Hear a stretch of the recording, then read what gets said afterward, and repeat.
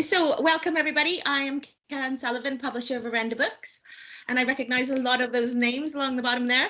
If you don't know us, we're a small independent publisher based in London, and we publish literary fiction with a heavy emphasis on crime thrillers.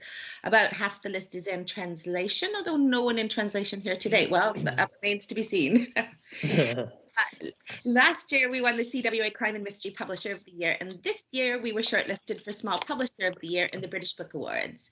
So tonight, we are absolutely thrilled to celebrate the launch of 3 exceptional thrillers by 3 of the most exciting authors writing today. These are, as we like to think of them anyhow, the bad boys of crime. So coming to us live from Christchurch in New Zealand is Paul Cleave.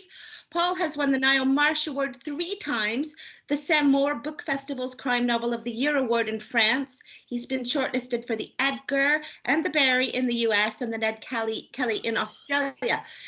His books have been translated into over 20 languages. So he informs us that he has thrown his frisbee in over 40 countries, not all of which he's published in, obviously. He plays tennis badly and golf even worse, and he has 2 cats. He usually spends a good proportion of his time in Europe and the UK, but the pandemic has trapped him in New Zealand, which we were just talking about earlier. And I'm just wondering how those cats are faring, Paul. But tonight, Paul's, yeah, do answer, yeah. They're still both alive, and normally I imagine they'll probably show up at some point during this book launch. They do like to come into the office. Well, we see a little bit of sunshine there, which we definitely do not have here. But tonight we're launching Paul's perfectly plotted thriller, The Quiet People. I will just hold my prop. With a simple yet very powerful premise. Can crime writers get away with murder? So this is the first of Paul's books that we've published here at Arenda, and we are truly honored to have an author of this caliber on our list. And The Quiet People is quite literally the definition of unputdownable, and I suggest a good dose of Valium after reading.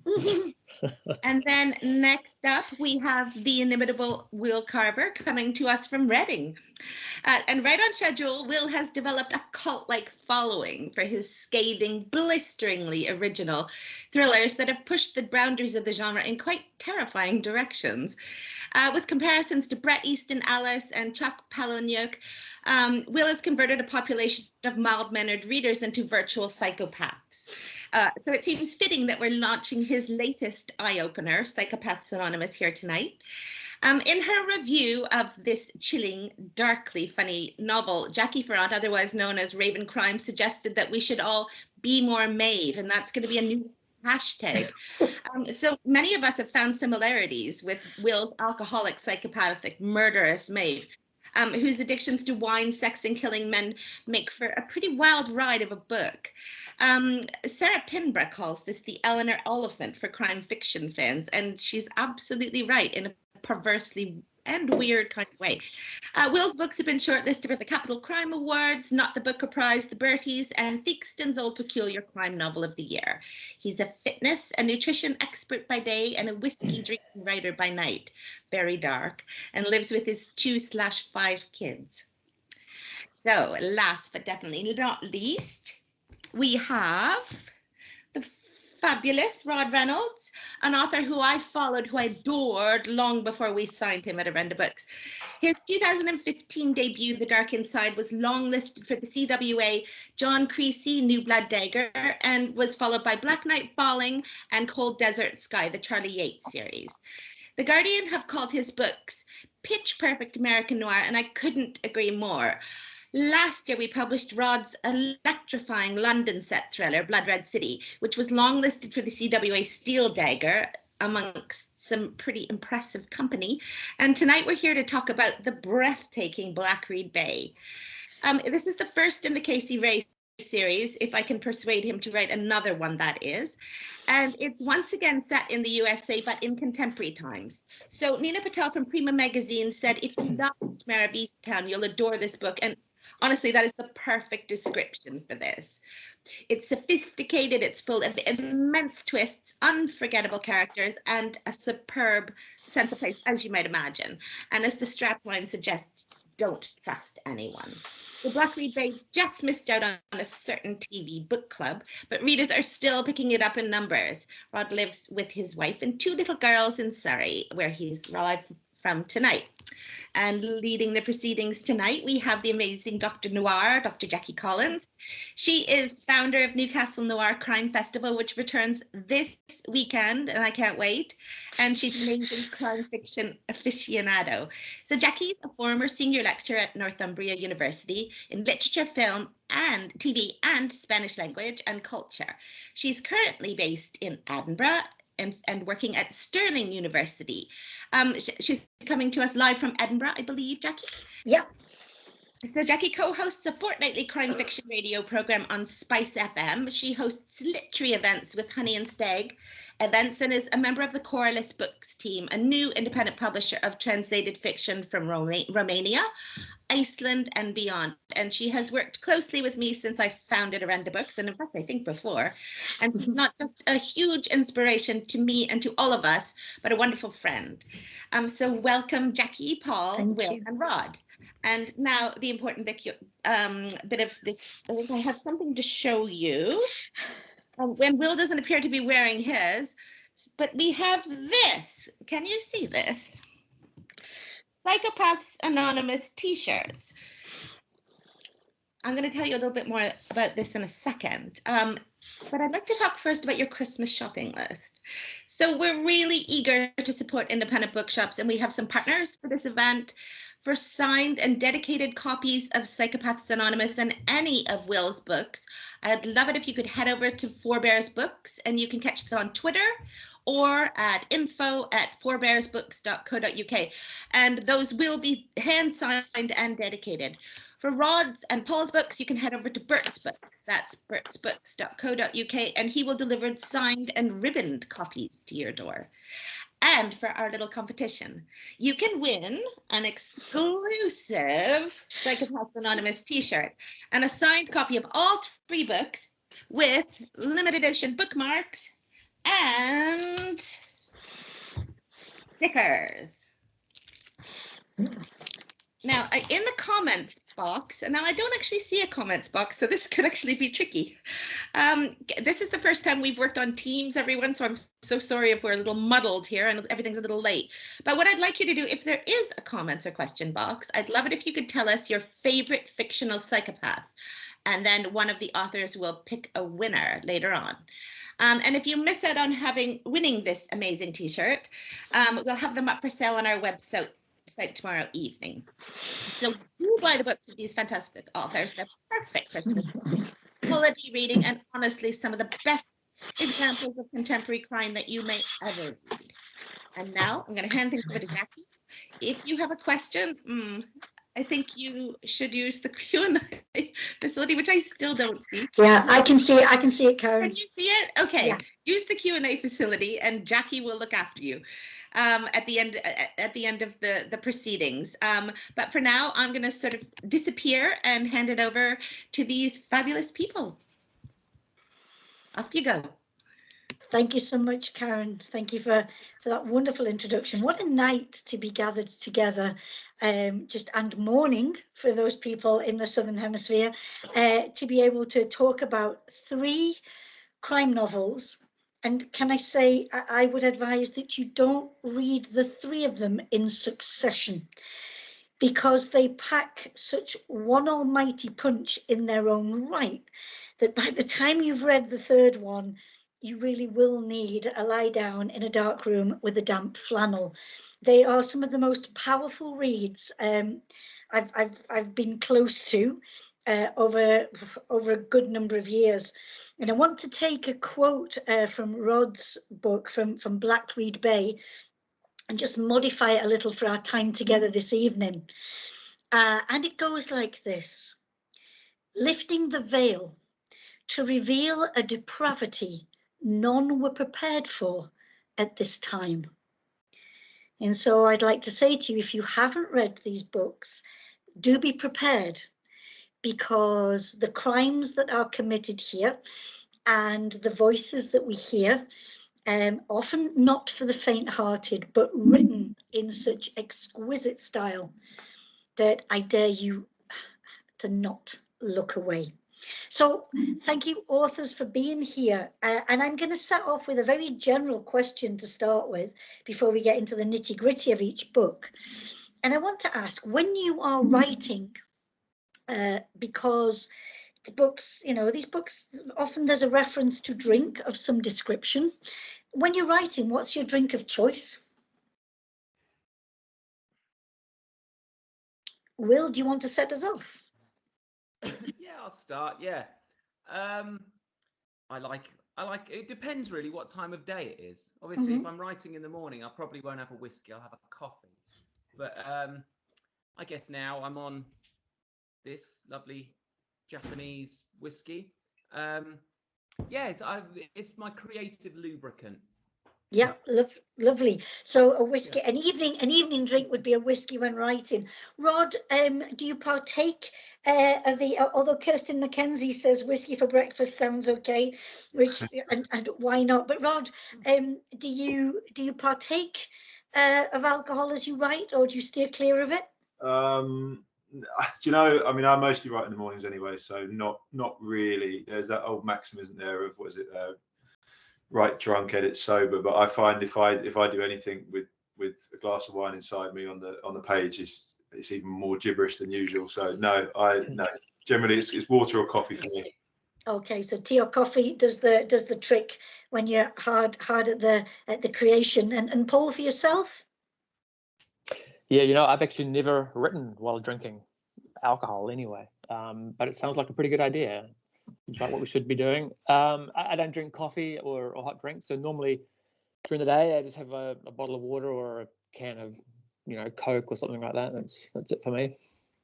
But just think.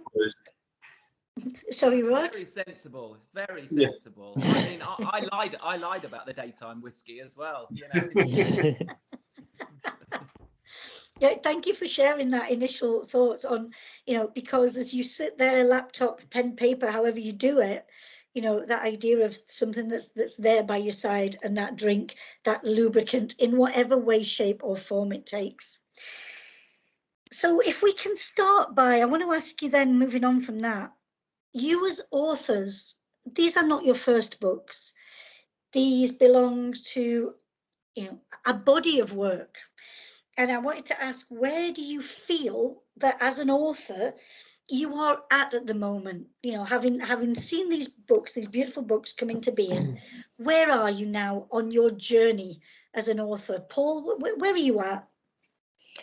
It's always a very tough question. You know, I would like to think and do think that this is probably my best book. You know, I like to think that I take everything I've learned from the previous ones, the experience of writing it, and more so the experience of editing it, and, you know, all the help and feedback I've gotten along the way, which carries, you know, into the next novel. Not necessarily, you know, specific kind of notes, but the general, you know, sort of work. So yeah, I hope that I'm getting better. I find that, you know, you do know, like when you finish that draft, and you kind of know if you've nailed it or not, and I definitely felt it with this one. But what it does do is it puts pressure on you for the next one that you're writing. Thank you. Will, in your production, and a prolific production that it is, how do you feel about yourself as a writer? Oh gosh, that is a very deep question. Let me just have another swig. I don't know. I don't know. I feel like I feel quite free at the moment to kind of explore the things that I want to explore, and which I didn't necessarily have on my first three books. And I think that's really important creatively, to be that free. It's going to produce your best work. And I think, you know, as Paul said, you know, you hope the one you've just written is your best one. And I had two this year, and I really enjoyed the Beresford. But then as soon as Psychopaths Anonymous came out, I thought, yeah, this is my best one. So, you know, I've almost finished the next one, and I don't feel that way about it at the moment, but I'm sure I will. So, yeah. Yeah, as it goes through its little process of being polished and becoming. Rod, do you feel that Black Reed Bay is the best thing that you've produced so far? Man, that's a really difficult question, as Will said. I guess I can only echo what Will and Paul have both said, which is you hope it's your best. And certainly I'm conscious with every book of trying to stretch myself as an author. So with each book, I've done something different. My last book was the first one I'd set in this country, in my hometown. It was the first that I had dueling protagonists. This book, I've gone back to the States, but the present day, I always said I'd never write a police procedural. So I then went and wrote a police procedural. I've got a female protagonist that is much more empathetic, I think, than anything I could have produced, when I started out. I think there's a certain freedom when you do start out, because you don't know the pitfalls. Certain things about my first books, like setting them, 40 years before I was born in a place I'd never been to, probably wouldn't have been the best place to start a novel. But I think the flip side of that is the knowledge you accrue, and certainly I think I'm sure Will and Paul would agree. I think with every book you pick up something new that you hope to bring into your future work. So I'll leave it to others to judge if it's my best or not. I think it's probably the one I'm most proud of, and I hope it's the one that I certainly don't think I could have written it 10 years ago. Thank you. Thanks, Rod. Okay, let's get to the heart of the matter. Evil, and the way that you have created the evil for your story. And again, without giving anything away, what would you say that is at the heart of the evil that you have created in your book? I don't mind jumping in there. I think so. Something that's changed me in recent years. I mean, I've got two relatively young children, and most of my worst fears and nightmares now involve something bad happening to them. So I think it's quite natural that when I'm trying to create something that moves me, therefore move my readers, that's what I'm drawn to. So it's a missing woman story, not a missing child, but a missing woman. And what I've really tried to get into with it is the pain that causes. And I think that's sometimes missed in certain areas of crime fiction. We've all read the books where the victim is just an object or almost a MacGuffin to drive the story forward. And what I really wanted to do was show the impact on the family and on the detective and on the hole that person's absence creates in other people's lives. So I think once you get into that, and for me, it's just about bringing out how that would make me feel if something happened to my family, and trying to evoke that on the page, because that's about as terrifying a thought as I can come up with. Thank you. Thank you. Paul, would you say that crime writers are evil? Just the ones I know, probably. Because I'm just wondering, the book, how you base this, the story is based upon, this couple who write, and I wondered about it, setting it so close to home with regards to it being, crime fiction writers. Did you, I don't know, was it too close for comfort in a way? I mean, the first thing I'd say is I can't really believe that the idea hadn't been done. It's like such a simple idea. And when I came up with it, I thought there's got to be probably 50 of these already. Because I think that we all, well, I know I do. I always think that if out of my group of friends, if anyone had to hide a body, I'd be the one they'd call. I think that we do, like your life is spent trying to solve, how to get away with murder, like how people can get away with murder, and then ultimately, have that person caught. So I think that we do have some of the mechanics in place to be able to do that. But I'm sure we wouldn't. I'm sure. Well, but yeah. So as I do love books about writers as well. And they're my favorite ones to read, favorite ones to write. This is my second one now with a crime writer, and it's kind of fun being able to bring people into your world and take them by the hand and show them around a little bit and what it's like for us. But yeah, are we evil? No. Could we do evil things? I mean, everyone can. Could we get away with it? Probably. Yeah, probably better than your average person on the street. Yeah. But what you've just said links really nice with Will and your intriguing character, shall we say, Maeve Bowman, who, for her, committing incredibly atrocious acts is, you know, it's no big deal. The evil that you present us with seems to be very everyday choices that you make because you feel like it and you need it.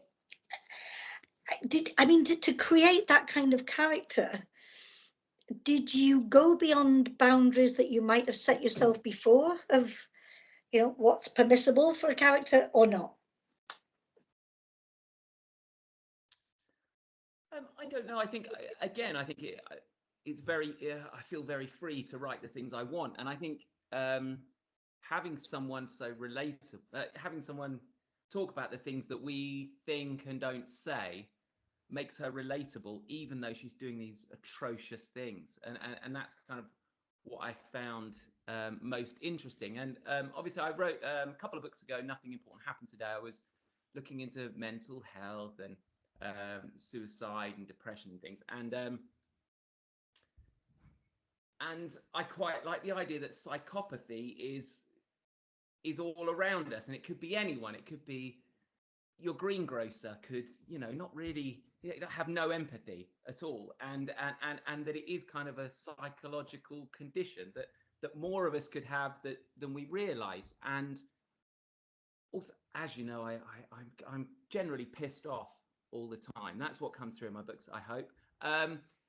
But a lot with social media, and I think it kind of breeds this narcissism and this split personality. You know, you're one person at home and you're one person online, and I don't know whether it's evil, but it is definitely a cause for concern, I think. So yes, but it's something that we all deal with, and that's what I wanted to look at, whilst also making it funny, you know, because she is a real person.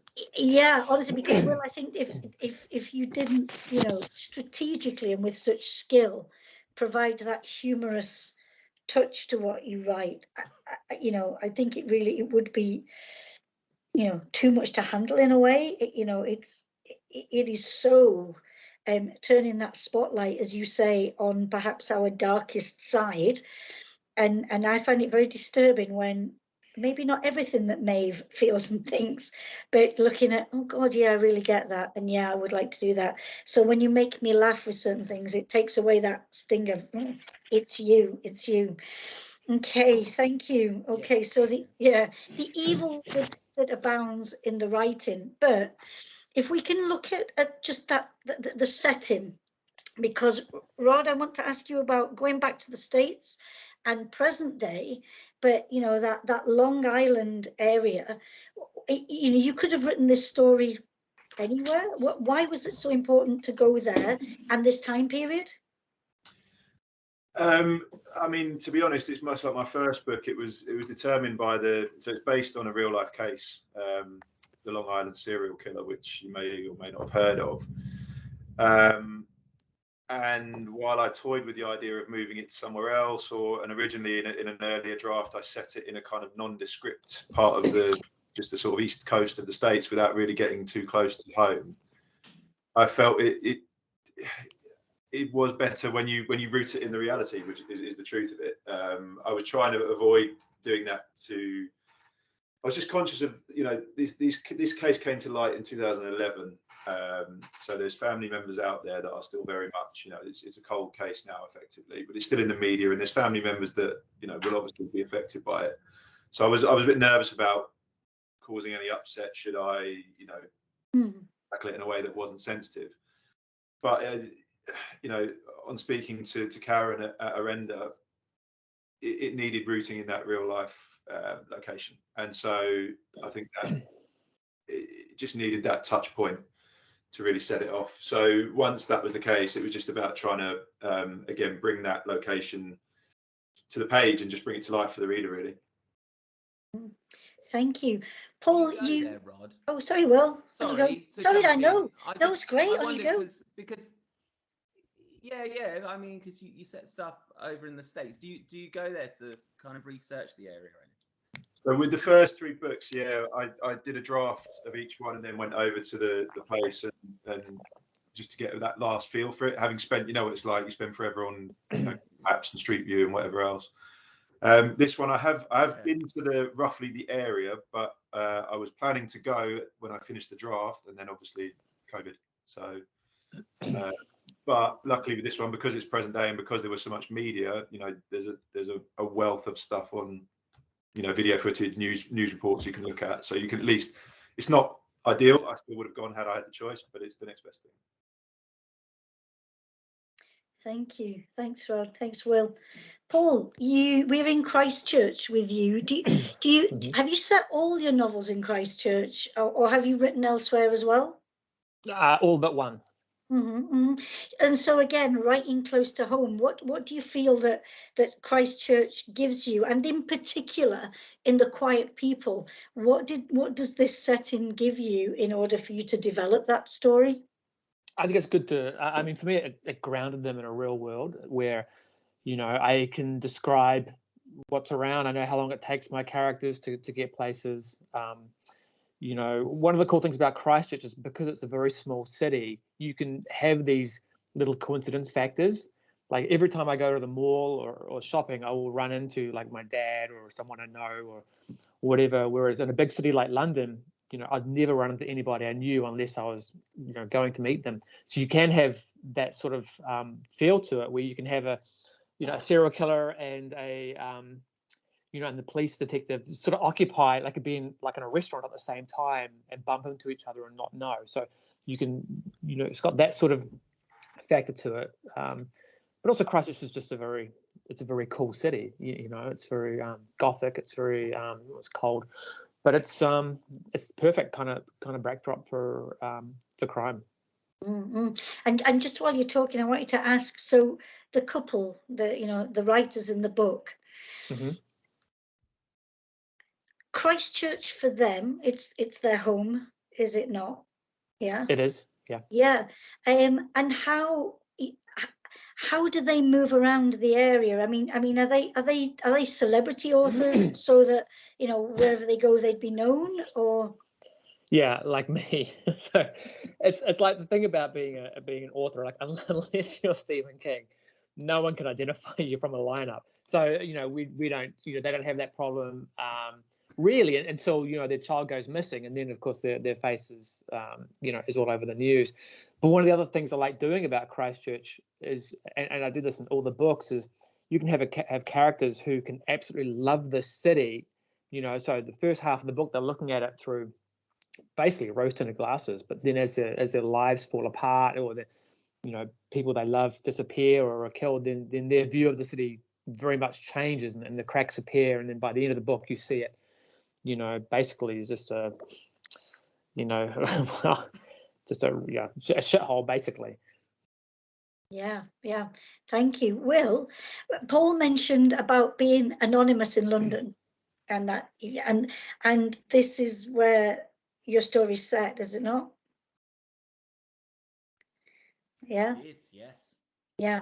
So that notion of Maeve being anonymous, but that I'm intrigued by the fact that she visits as many Alcoholic Anonymous meetings as she can, and that sense of then her being known in a way. Tell us about why she visits these places. Well, I think the beauty of these, she visits a lot of AA meetings, is that people tend not to talk about it. You don't tend to go into the office and someone say, "Oh, it was an AA meeting last night." It doesn't happen. So she has that kind of luxury that she can flip between these different places. She operates in kind of North London, but there are a lot. But she really goes just to witness. She's craving reality, and she enjoys looking at misery because she thinks misery is like a real emotion. But and then on the other side, she loves reality TV because it's so not reality that it makes her feel something else. Yeah, that's it really. I think she can remain anonymous because everyone is that goes to these places. And I certainly am when I walk around London. Yeah. I thought you were going to say when you go to AA. No. Do you know, I was thinking of going to a meeting just to kind of research it, and then obviously the COVID thing happened and they were all online, and I thought, oh, I felt kind of more seen if I was online rather than kind of slinking into a meeting in like an old church hall or something. So I didn't do it, but I mean, it was something I quite like, that kind of method writing kind of thing, you know. But I didn't do it. Well, COVID's cost me a trip to a load of murder beaches in the States, and you a trip to AA. Yeah. Come on, fund it. Yeah. And Paul, what trip has COVID cost you? Because you've been able to roam around Christchurch, okay, well, again, maybe with some restrictions, but do you feel COVID in any way has restricted any research that you would have done for your writing? I mean, I had some big trips last year: China, Machu Picchu, Brazil, you know, the Caribbean, Norway, etc. I think it was like 15 countries that. So I spent a few months last year just trying to get my money back from all these cancelled trips. It was a full-time job for weeks and weeks. As far as research goes, no, it hasn't really cost me anything. But what I did do was just kill the mood. You know, it was hard to.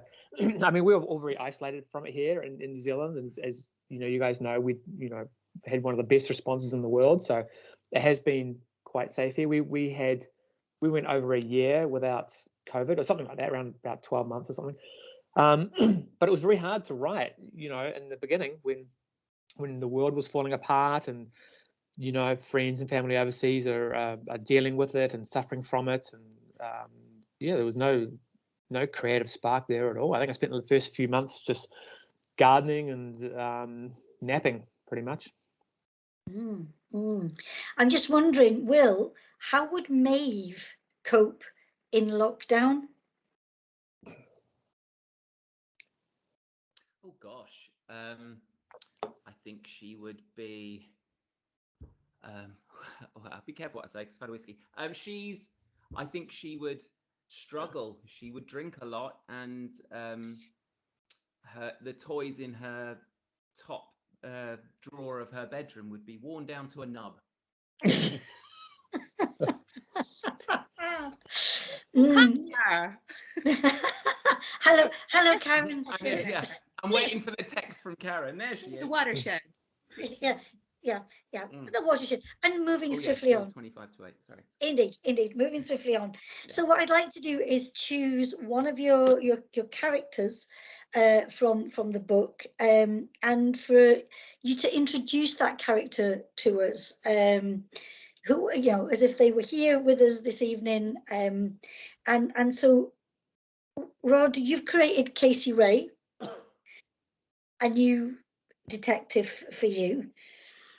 Who is she? Where's she from? What's she like? Would she fare well in this kind of setting? You know, amongst crime fiction lovers, what's she like? She'd be watching it with the camera off. I think she's that kind of person. She just want to kind of blend in. She's so when I started out, this is the first protagonist I've ever written that I wrote to be an actual good person. No shades of grey, not trying to be like kind of that, you know, straddling that moral line like most of my previous protagonists.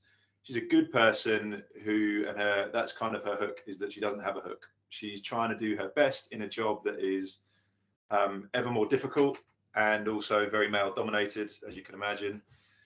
And she frankly doesn't necessarily believe in herself. She thinks she's been promoted out of her depth. She doesn't think she deserves to be where she is and that she can do the job that she needs to do, despite, hopefully, as you read the book, the evidence to the contrary becoming apparent.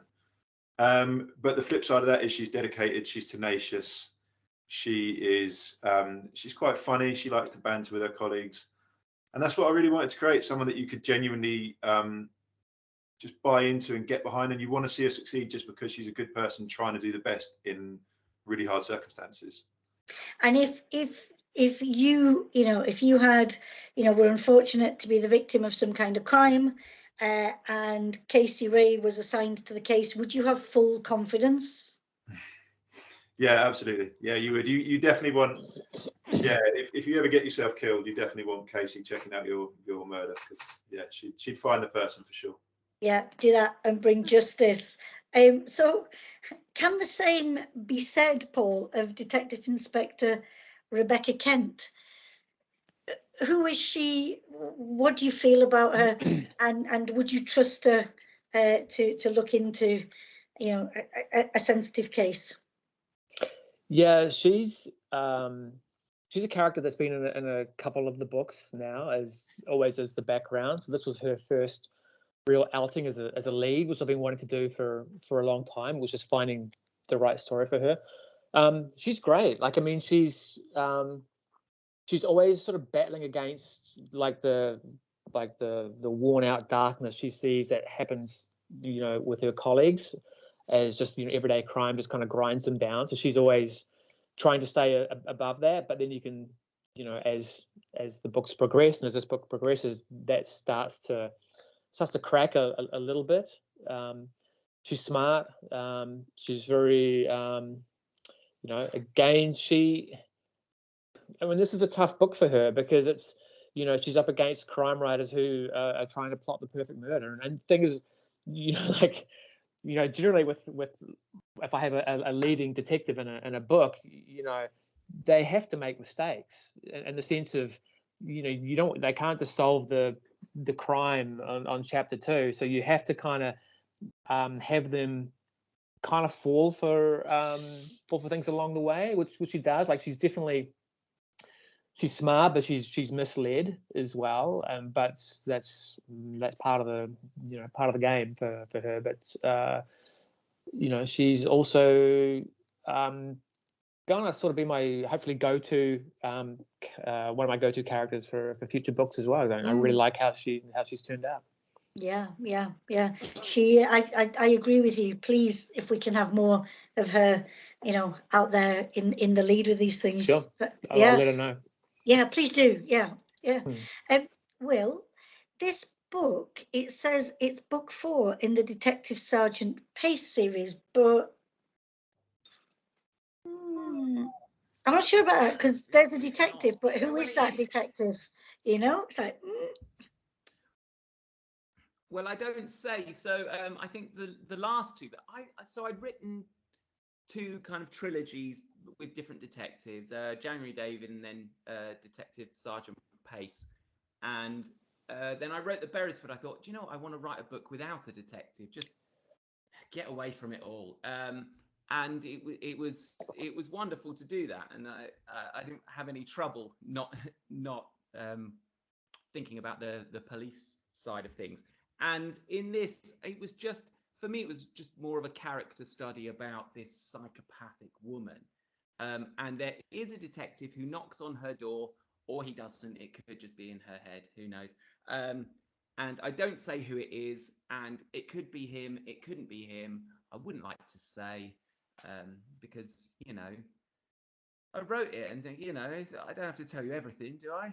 No. I'm glad you keep don't. some things back. I love the mystery. Yeah. I think it's important to keep a touch of mystery in all that we do.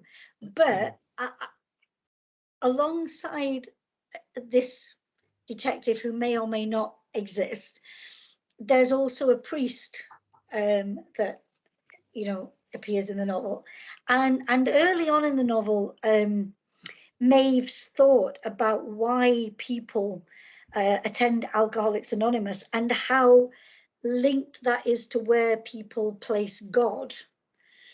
And so I don't want to ask you how important is religion to you, but you do write freely. There's no holds barred in what you write. Are you no longer afraid of sort of like censorship in that, touching things that maybe certain people might find a little bit, don't go there? I think someone's got to do it, so I might as well. But I mean, I do get censored. Trust me. Karen's red pen. She does censor some of the stuff. I mean, cool. But you know, yeah, the whole religion angle, I think, when we talk about where what inspires a certain story, I think a lot of the time I'm inspired from the thing I'm writing before. So I know I've written this Detective Pace series, but I found with the Beresford that really made me think about religion a lot, because the Beresford, I was talking about kind of good and evil, and the book before I wrote it from the point of view of evil, and it's kind of it goes on from there. I mean, my next book, we don't need to talk about that now, but you know, one of the characters thinks he's God. So I think it's just a fascinating subject to me. You know, I'm not particularly religious myself, but I am super interested in all religions, all beliefs, and why people do things. And yeah, so that's more of a theme than even having a detective. They're just Yeah. Thank you. So these three fabulous punch-packing novels, I want to ask, first of all, which is the aspect of this that gave you most sleepless nights, or the banging of the fists on the laptop? You know, where did you think, at which point did you get to think this is never going to be? And we know that it's not true, because here we are tonight, or this morning, to celebrate that. Rod, is there a particular point in this book where you just thought, oh, yeah? Yeah. So I said earlier, I think I mentioned earlier, I always swore I was never going to write a police procedural, because I'm not massively interested in police procedure myself. Not massively interested in procedurals. Not against them. It's just personal taste. Then I started writing this book, and obviously it needed to be. My previous books have been characters have been journalists or criminals. This one, it very clearly needed to be a detective, and I started writing. And I've watched my share of American films and TV shows and cop dramas, and I thought I knew enough to kind of blag it, and very quickly realised that I don't, because their legal system is so bizarre, and arcane, and quirky, and you think it's similar to ours, and it really isn't, in so many ways. So an author friend, I sort of sought some advice, and an author friend put me in touch with a police consultant over there who's a serving officer in the States, who he'd worked with before. And I sort of sent him the first half of the manuscript.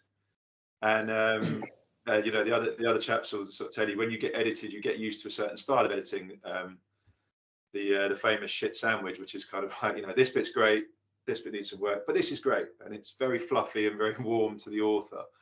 Of course, this guy had no sort of training in that or interest in doing that. It's kind of like, your detective is a moron. My team would have been sacked for doing that. Page 7. Oh, they thought to do that at last. Well done. It was kind of like, I'm not sure we're going to get on. So it took a little while to build a rapport and a working relationship. So for a long while there, yeah, I had a lot of doubt about writing a procedural, a lot of doubt about getting outside help, because I was really kind of against that, and I'm not really sure why now. And then a lot of doubt when it started, but in the end, it worked out to be really rewarding, and I think it certainly helped the book. Yeah, definitely, most definitely. Thanks, Rod. Paul, for you, is there a moment where you can remember thinking, we're done with this? Yeah, just going back to what Rod was saying, I had that with my very first book that came out, one of my first books, where the editor, I think, didn't realize that the manuscript was coming straight to me and was going through my publisher first. And so therefore it hadn't been, it was just big lines across the page to just go boring, and just be like whole, half pages cut out of it. It was quite, it was. Whereas you get a great editor now, and you are right, it's like, this is fantastic, but maybe, and you go, I can deal with that. But this book, to answer your question, I mean, I got stuck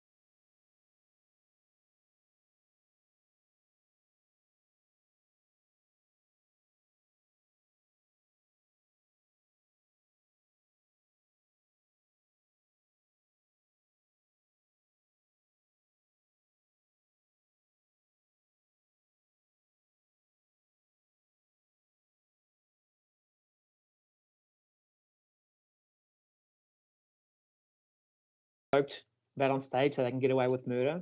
After a difficult day with their son that evening says he's going to run away and not come back. The following morning, he's gone. They call the police, and evidence around the house suggests at first that the boy ran away, and then they realize that the evidence that shows that was planted, and then the suspicion starts. And all their comments that they've made in the past about getting away with murder starts to come back to haunt them as the police and the media and the public all scrutinize them.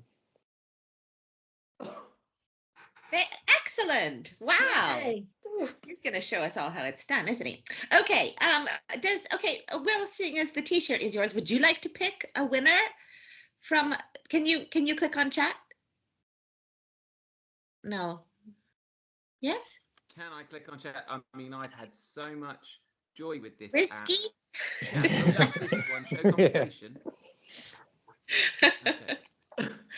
Can I just say that pitch is really hard. Karen, you said it was the book without a hook that shouldn't work but does. How am I supposed to hook it? Right, here we go. It's true. It's true. When I was trying to write the blurb for that book, I kept saying, but what's the hook? But what's the hook? This was before the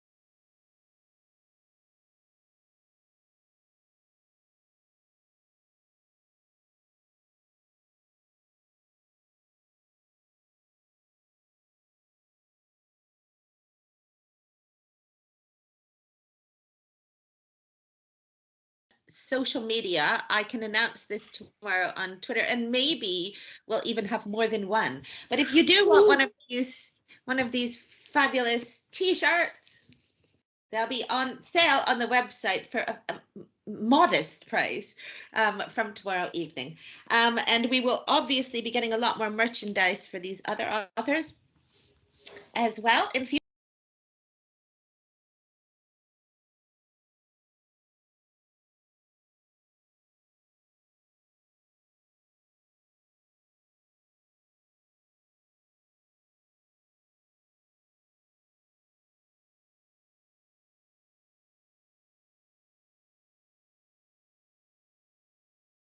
Very much for coming, and Jacky, thank you again for being amazing.